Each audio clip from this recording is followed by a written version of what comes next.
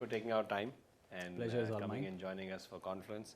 You work for Reliance Petroleum and you're heading the petroleum retail division there. We'd like to know from your experience in the industry, what changes do you see now compared to when you started your career?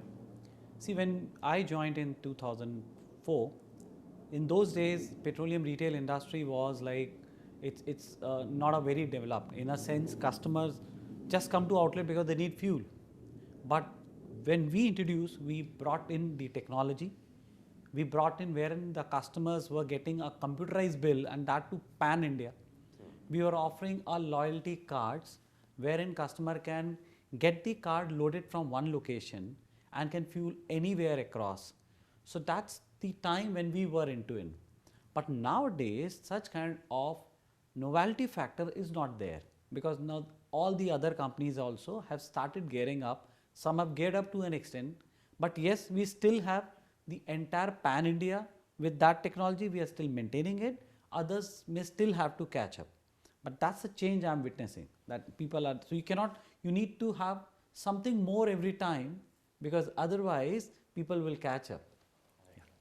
Thank you. What are the major skill gaps that you see in your industry today? So as I look at initially in 2004 when we had introduced, in fact the company they started off in 2002 only. I'm sharing about my experience of 2004 within. And during that time, making people to learn how to handle a HST, which is a handheld terminal, and that to rural areas wherein like we have a petrol pumps. There we had a lot of thoughts, deliberations whether the people from that background will be able to do that, but they did and they did fairly well. Now the skill is not on technology front because YouTube, smartphones, even the ruralist of the rural guys, they are using them. Now the question is of the retention. In those days people have a loyalty factor with the organizations. Currently the same is not there. So people will learn, rather they know a lot of things, but then they will not like to stay with. So how to correct that skill, I think is the biggest gap which retail industry is facing. Excellent. What is the one learning intervention or project that you'd like to undertake in the next 12 months? Okay, so I would like to have a digital learning for the employees of our petrol pumps, wherein now we have almost every kind of training is done through a trainer being there. So we are trying, we'll have a platform wherein like all the learning programs will be hosted. For joining, yes, we will still like to continue with a person going there to train them because of the nature of the industry we are in. A lot of statutory, the product is an explosive in nature. So we have to be careful because the people who are coming in for the first time, so we'll send a trainer to make them and train them.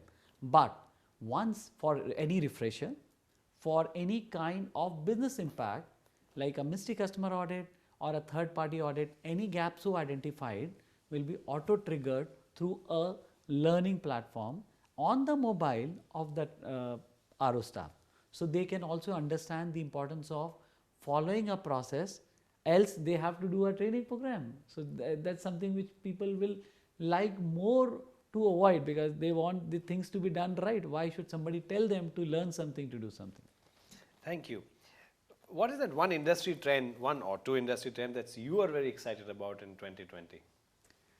Well, I think very excited about, people are talking about, at one hand, people are talking about the jobs will not be there in AI within. Personally, I think AI will create more jobs. If you look at when there was a huge resistance in our country when we brought in computer systems, typically in banking sector.